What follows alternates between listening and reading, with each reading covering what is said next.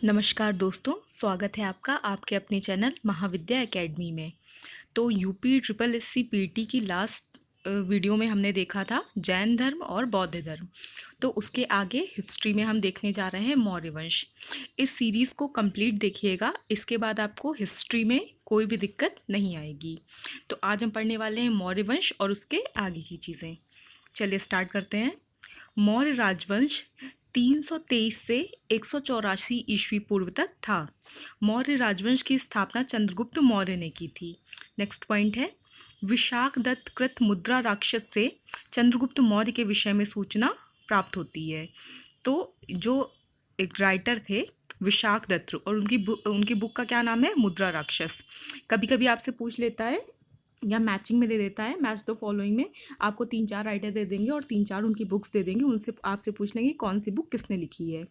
तो याद रखिएगा, मुद्रा राक्षस किसने लिखी है, विशाख दत्त ने। और मुद्रा राक्षस से किसकी जानकारी मिलती है, चंद्रगुप्त मौर्य के विषय में। मुद्रा राक्षस में चंद्रगुप्त को वृषल तथा कुलहीन भी कहा गया है, ये भी फैक्ट याद रखिएगा। धुंडीराज ने मुद्रा राक्षस पर टीका लिखी थी। तो मुद्रा राक्षस पर टीका किसने लिखी थी, धुंडीराज ने।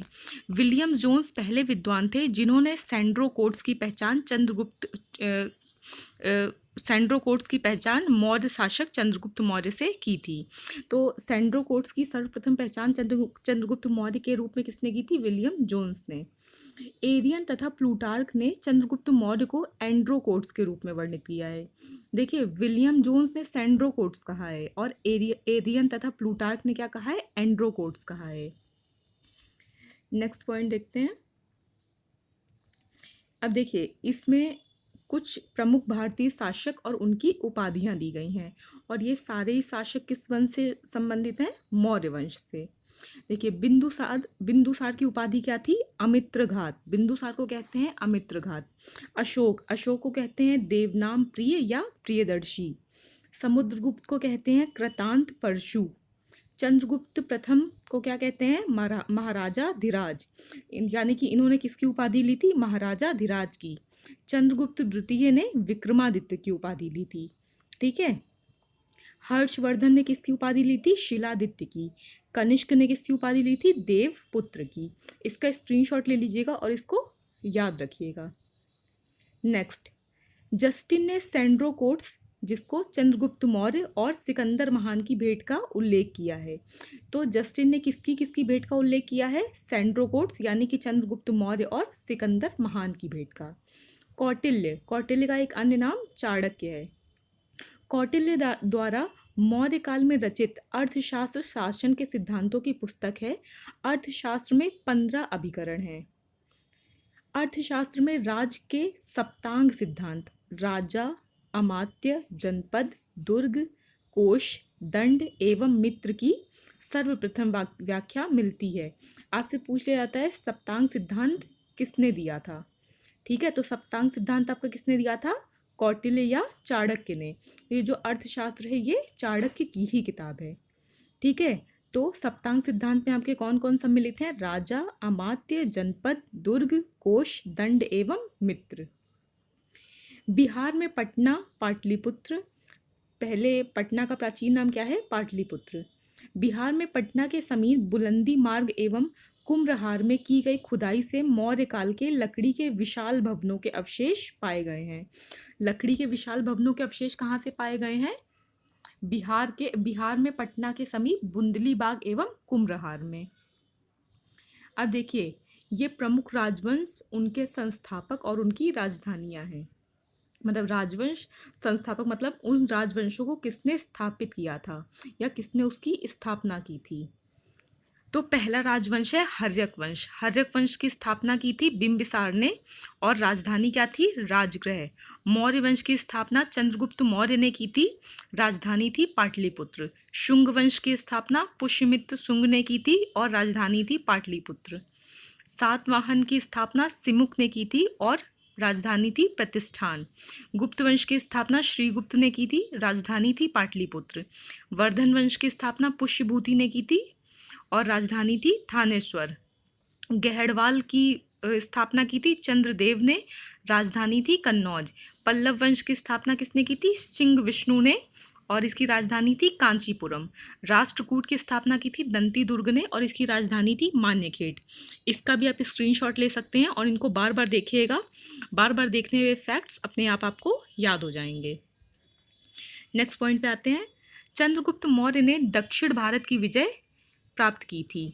जैन एवं तमिल साक्ष्य भी चंद्रगुप्त मौर्य की दक्षिण विजय की पुष्टि करते हैं। चंद्रगुप्त मौर्य ने सिकंदर के साम्राज्य के पूर्वी भाग के शासक सेल्यूकस की आक्रमणकारी सेना को 305 ईस्वी पूर्व में परास्त किया था। तो चंद्रगुप्त मौर्य ने किसकी सेना को परास्त किया था? सिकंदर के साम्राज्य के पूर्वी भाग के शासक सेल्यूकस की सेना को। 269 ईस्वी पूर्व के लगभग अशोक का राज्याभिषेक हुआ था। अशोक के अभिलेख, देखिए अशोक के अभिलेख बहुत इंपॉर्टेंट है। आपसे कई जगहों पर पूछ लिया जाता है कि अशोक के इस अभिलेख में किस चीज़ का वर्णन है, इस अभिलेख में किसका वर्णन है, 12वें अभिलेख में क्या है, 13वें अभिलेख में क्या है। तो ये आपके लिए काफ़ी इंपॉर्टेंट रहेगा। अशोक के अभिलेखों में सर्वत्र उसे देवनाम प्रिय, देवा नाम प्रियदर्शी कहा गया है, जिसका अर्थ है देवताओं का प्रिय या देखने में सुंदर। पुराणों में उसे अशोक वर्धन कहा गया है। किसको? अशोक को। ठीक है, नेक्स्ट फैक्ट देखते हैं। दशरथ भी अशोक की तरह देवनाम प्रिय की उपाधि धारण करता था। अशोक के अभिलेखों में रज्जुक नामक अधिकारी का उल्लेख मिलता है। अशोक के अभिलेखों में किन अधिकारियों का उल्लेख मिलता है? रज्जुक नामक अधिकारी का। रज्जुकों की स्थिति आधुनिक जिलाधिकारी जैसी थी, जिसे राजस्व तथा न्याय दोनों के क्षेत्रों के अधिकार प्राप्त थे। ठीक है, तो देखिए ये जो रज्जुक थे ये आधुनिक टाइम पे जिलाधिकारी, जैसे आपके डीएम होते हैं, डिस्ट्रिक्ट मजिस्ट्रेट, कुछ उन्हीं की तरह काम करते थे और इनके पास राजस्व और न्याय, ठीक है, यानी कि रेवेन्यू और जुडिशियल दोनों तरह के अधिकार प्राप्त थे इनको। मौर्य काल में व्यापारिक काफिलों को सार्थवाह की संज्ञा दी जाती थी। तो सार्थवाह क्या है? मौर्य काल में व्यापारिक काफिले या कारवां। सारनाथ स्तंभ का निर्माण अशोक ने करवाया था, इंपॉर्टेंट फैक्ट है। बौद्ध धर्म ग्रहण करने के उपरांत अशोक ने आखेड़ तथा विहार यात्राएं रोक दी तथा उनके स्थान पर धार्मिक यात्राएं प्रारंभ की थी। इतिहासकार विंसेंट ऑर्थर स्मिथ ने अपनी पुस्तक इंडियन लेजेंड ऑफ अशोक में, देखिए यहाँ से आपसे बुक और ऑथर का नाम पूछा जा सकता है। ये जो विंसेंट ऑर्थर स्मिथ हैं, इनकी किताब का क्या नाम है? इंडियन लेजेंड ऑफ अशोक में साहित्यिक साक्ष्यों के आधार पर उपगुप्त के साथ अशोक की धम्म यात्राओं का क्रम इस प्रकार दिया है। मतलब कि अशोक कहाँ से होते हुए किधर गए थे? लुम्बिनी, कपिलवस्तु, बोधगया, सारनाथ, कुशीनाथ और श्रावस्ती। मतलब जो उसने यात्रा की थी, धम्म यात्रा की थी, उनका क्रम क्या था? वो सबसे पहले कहाँ से उन्होंने शुरू किया था और कहाँ पर ख़त्म की थी? तो सबसे पहले लुम्बिनी, फिर कपिलवस्तु, फिर बोधगया, फिर सारनाथ, फिर कुशीनगर और फिर श्रावस्ती। कालसी, गिरनार और मेरठ के अभिलेख ब्राह्मी लिपि में लिखे हैं। देखिए मौर्य काल के जो ज़्यादातर अभिलेख हैं वो किस में है? ब्राह्मी लिपि में ही है और उनकी भाषा क्या है?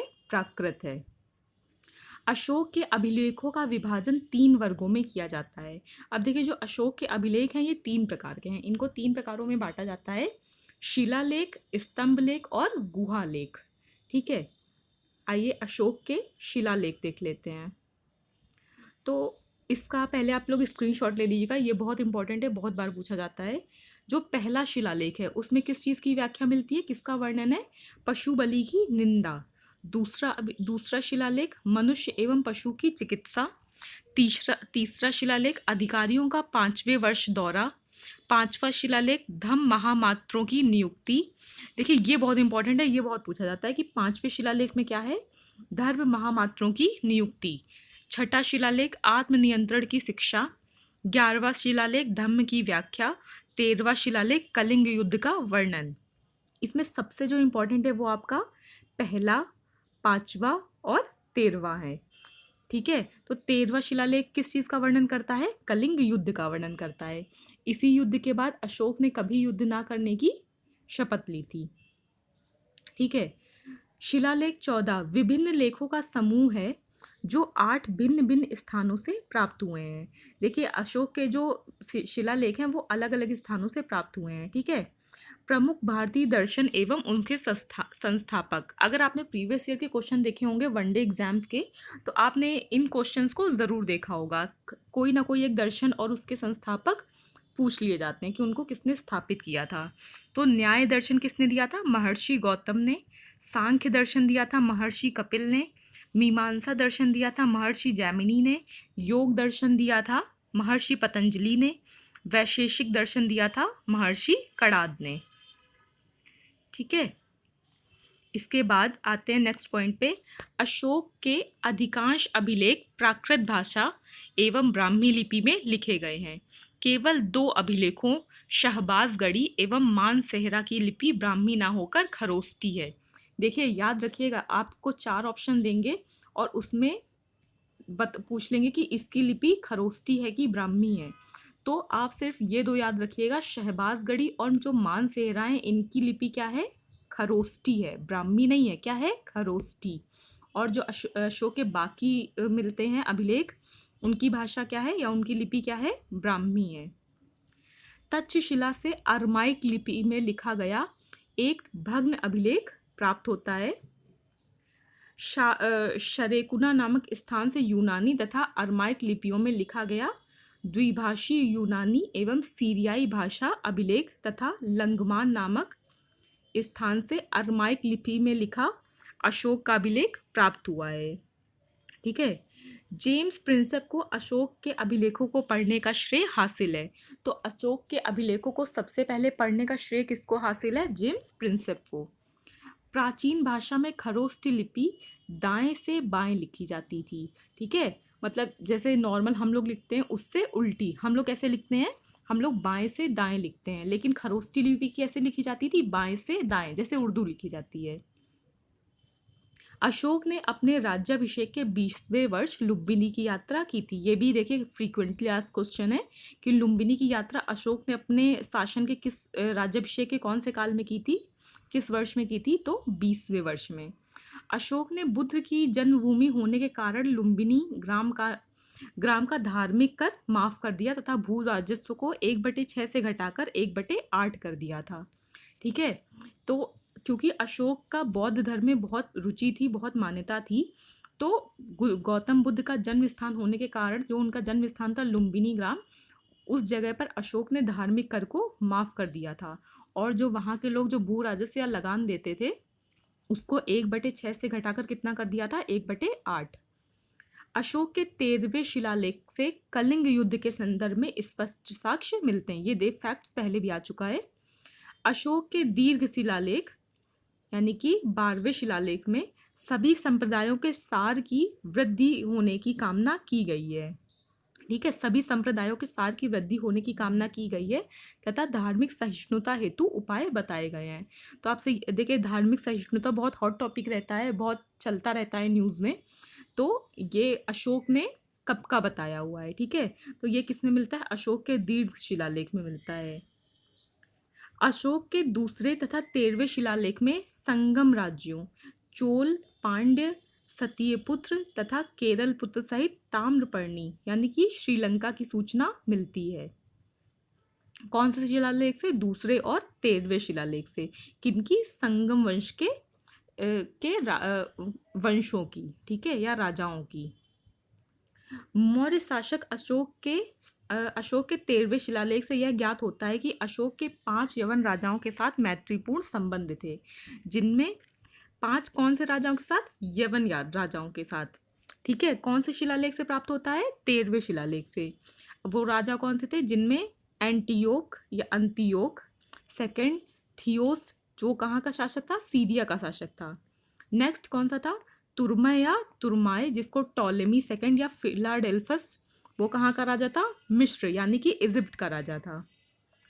नेक्स्ट कौन था? अंतगिनी या एंटीगोनस गोना तास जो कहाँ का शासक था? मैसिडोनिया या मकदूनिया का राजा था। नेक्स्ट कौन सा था? मग। देखिए, मग साइरीन का शासक था। ठीक है, नेक्स्ट अलेक्सुंदर यानी कि अलेक्जेंडर जो कहाँ का राजा था? एपाइरस या एपिरस का राजा था। नेक्स्ट पॉइंट पे आते हैं। मेगस्थनीज सेल्यूकस निकेटर द्वारा चंद्रगुप्त मौर्य की राज्यसभा में भेजा गया यूनानी राजदूत था। देखिए, जो मेगास्थनीज था वो सेल्यूकस निकेटर का क्या था, दूत था, जो चंद्रगुप्त मौर्य की सभा में भेजा गया था। मेगास्थनीज की एक बहुत फेमस बुक है, बहुत फेमस किताब है, इंडिका, जिसमें मौर्य साम्राज्य का वर्णन मिलता है। ठीक है, तो मेगास्थनीज की इंडिका याद रखिएगा। मेगास्थनीज ने तत्कालिक भारतीय समाज को 7 श्रेणियों में विभाजित किया था, जो इस प्रकार है। मेगास्थनीज ने भारतीय समाज को कितनी श्रेणियों में विभाजित किया? 7। ठीक है, और चाणक्य ने भी राज्य के 7 ही अंग बताए थे, जिसको क्या कहा गया? सप्तांग सिद्धांत कहा गया। चलिए, मेगास्थनीज की 7 श्रेणियां देख लेते हैं। पहली दार्शनिक, दूसरी कृषक, तीसरी पशुपालक, चौथी कारीगर, पांचवी योद्धा, छठी निरीक्षक और सातवीं मंत्री। यानी कि मेगास्थनीज ने ये बताया अपनी किताब में कि जो भारतीय समाज है उसमें 7 तरह के लोग हैं, मतलब जो लोग हैं उनको 7 तरह की अलग अलग वर्गों में विभाजित किया गया है। दार्शनिक, कृषक, पशुपालक, कारीगर, योद्धा, निरीक्षक और मंत्री। नेक्स्ट, मेगास्थनीज भारतीय समाज में दास प्रथा के प्रचलित होने का उल्लेख नहीं करता है। यानी कि मेगास्थनीज के हिसाब से भारतीय समाज में दास प्रथा प्रचलित नहीं थी, उस समय पे दास प्रथा नहीं थी। अशोक के अभिलेखों में मौर्य साम्राज्य के पांच प्रांतों के नाम मिलते हैं। देखिए, अशोक के जो अभिलेख हैं वो अशोक के समय के में क्या था क्या नहीं था इन चीज़ों के साक्ष्य हैं। ठीक है, तो उसके अभिलेखों से 5 मौर्य प्रांतों के नाम मिलते हैं। देखिए, यहाँ पर प्रांत और उनकी राजधानियाँ दी गई हैं। तो उत्तरापथ की राजधानी कौन सी थी? तक्षशिला। अवंतिर तट की राजधानी थी उज्जैनी। कलिंग की राजधानी थी तोसली। दक्षिणापथ की राजधानी थी सुवर्णगिरी। प्राच्य या पूर्वी प्रदेश की राजधानी थी पाटलिपुत्र। ठीक है, नेक्स्ट पॉइंट पे आते हैं।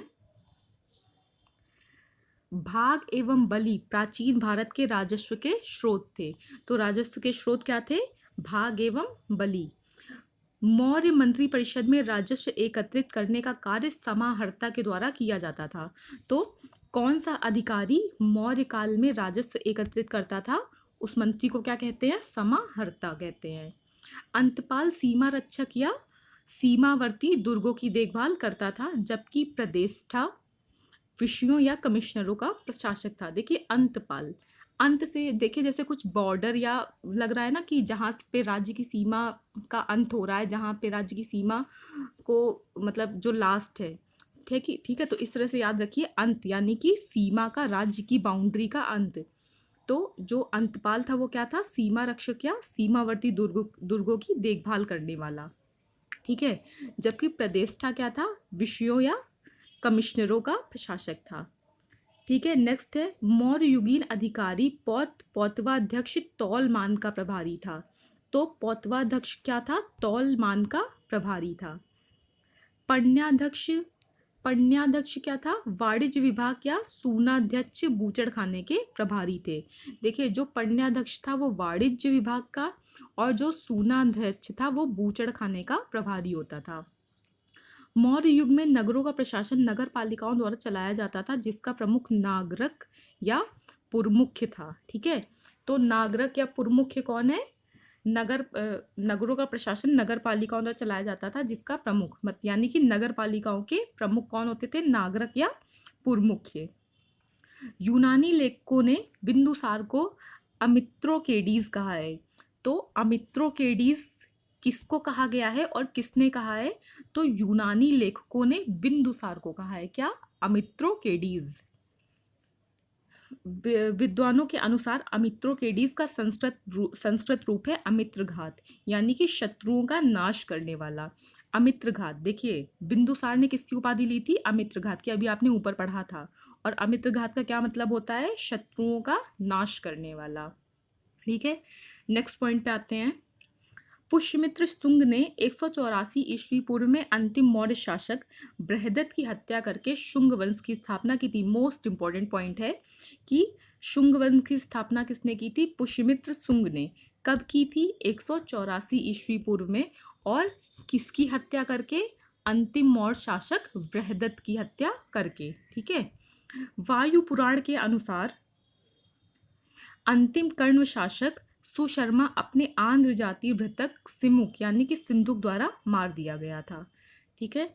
गिरनार क्षेत्र में चंद्रगुप्त मौर्य ने सुदर्शन झील खुदवाई तथा अशोक ने ईस्वी पूर्व 3री शताब्दी में इससे नहर निकाली। तो जो सुदर्शन झील थी वो किसने खुदवाई थी? चंद्रगुप्त मौर्य ने खुदवाई थी। कहाँ पर खुदवाई थी? गिरनार क्षेत्र में। और ईस्वी पूर्व 3री शताब्दी में अशोक ने इससे नहर निकलवाई थी। किससे? सुदर्शन झील से। शक छत्रप रुद्रदामन के जूनागढ़ अभिलेख में इन दोनों के कार्यों का वर्णन मिलता है। और देखिए इस सुदर्शन झील से संबंधित चीज़ों का वर्णन कहाँ मिलता है? जूनागढ़ अभिलेख में। और जूनागढ़ अभिलेख किसका है? रुद्रदामन का। ये भी क्वेश्चन बहुत पूछा जाता है कि रुद्रदामन का जूनागढ़ अभिलेख किसका है? तो रुद्रदामन का है। ठीक है, तो यहाँ पर आपका मौर्य वंश समाप्त होता है और इसी के आगे फिर हम देखेंगे गुप्त वंश, हर्षवर्धन राजपूत काल, और धीरे धीरे हम अपनी पूरी हिस्ट्री को ऐसे ही कंप्लीट करेंगे। इस सीरीज़ को पूरा देखिएगा। इस सीरीज़ को देखने के बाद आपके यूपी ट्रिपल एससी पेट या यूपी ट्रिपल एससी से होने वाले कोई भी एग्ज़ाम या किसी भी वनडे एग्ज़ाम में एंशियंट हिस्ट्री का कोई भी क्वेश्चन गलत नहीं होगा। Thank you so much.